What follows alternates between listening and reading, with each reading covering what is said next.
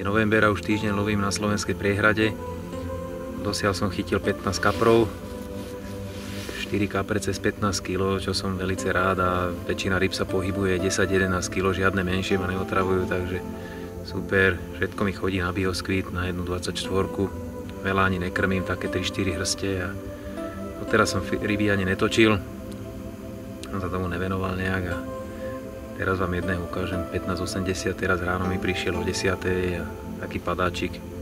No ale pekná ryba nakoniec. A tak tu je krásne stavaný šupináč, ktorých tu je dosť na tejto vode. Ešte týždeň potiahnem, dúfam, že dojdu ešte aj nejaké väčšie, ale toto sú krásne ryby zo Slovenska, tak zdravé, neporušené. Takže idem na to ešte týždeň.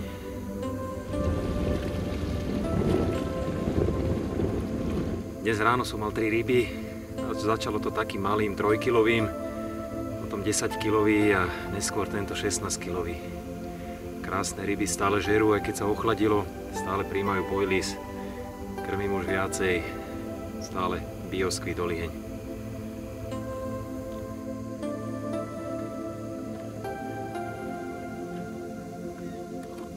Doteraz som mal takú skúsenosť, že v mle som nemal zábery.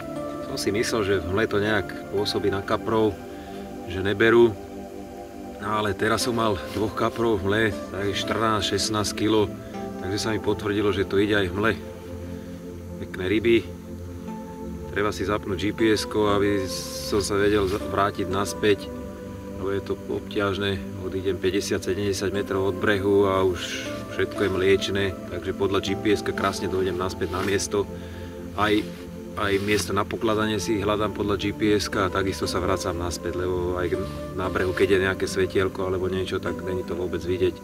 Takže jedine s GPS-kom.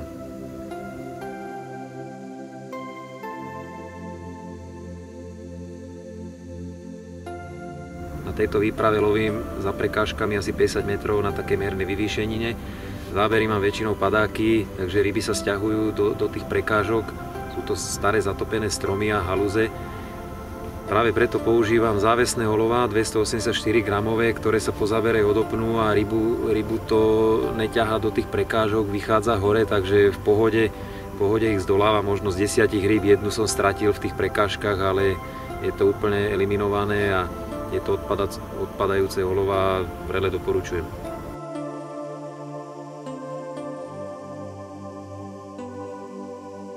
Tak toto je 14-kilový dlhaň. Zabral na Robin Red brusínka. Krásna jazda, aj pekný súboj a naozaj z tohoto úplne z neho ide bojlis. Dával som dosť tvrdý bojlis, úplne bol vyschnutý a krásne vytrávený a také veľké kusy idú z neho a vidno, že strašne žerú tie kapre ešte.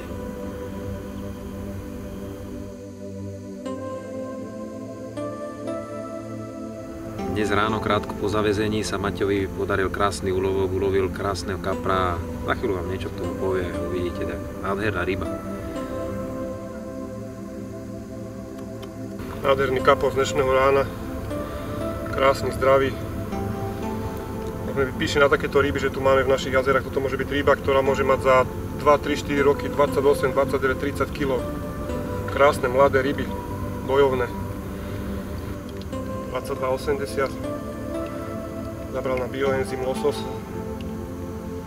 Krásna zdravá ryba. 20 minút čln na súboj.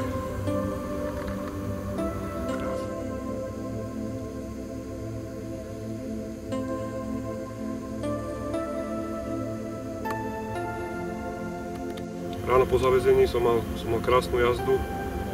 Pomalu, vedel som, že od veľkej ryby, myslel som si, že od veľkej ryby.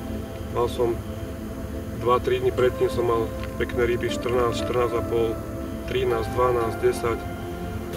Ryby po zdolaní som položil do člna, hneď začal tiec bojlis z každej jednej ryby, potom som sa nebal. Ku každej montáži som potom kilo, 2, nahádzal som tam večer. Tohto kapra som zdolal na bojlis bioenzym losos, zaliaté s liverom losos.